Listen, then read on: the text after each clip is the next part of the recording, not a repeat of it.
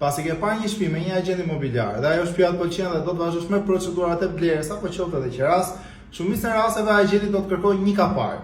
Po për çfarë duhet ky kapari? Ideja është që në tregun imobiliar shqiptar, shumicat e pronave nuk janë ekskluzive, që do thotë çdo agjenci apo çdo agent mund t'i shesë apo t'i japi me qera, pra të punojë me to. Dhe duke qenë se ka kaq shumë agjenci momentalisht apo kaq shumë agent që punojnë edhe individualisht, secili prej tyre mund të ketë një klient për atë pronë. Në momentin që ty të pëlqen një shtëpi, ky kapari përdoret për rezervim dhe për negociat. Ky kapari në vetvete nuk është një vlerë shtesë tek çmimi i shtëpisë apo i pronës që ti do blesh apo do marrësh me qira. Siç e thash, është thjesht rezervim, kapari rezervimi dhe negociate që për sa kohë ne si agent apo si agjenci jemi duke folur me shitsin apo qiradhënësin, në atë pronë nuk ka drejt asnjë agent apo agjenci të çojë klient tjerë. Që do thotë, kjo pronë rezervohet për ty. Në rast se oferta juaj nuk pranohet, kapari ju kthehet mbrapsht në masën 100%, pra nuk është se ka një kosto. Apo edhe në rastin se oferta pranohet, këto lekë janë prapë tuaja dhe mund t'i përdorni për blerjen e apartamentit apo për marrjen me qira të pronës. E vetmja mënyrë që kapari ju mbet është qoftë se oferta juaj pranohet,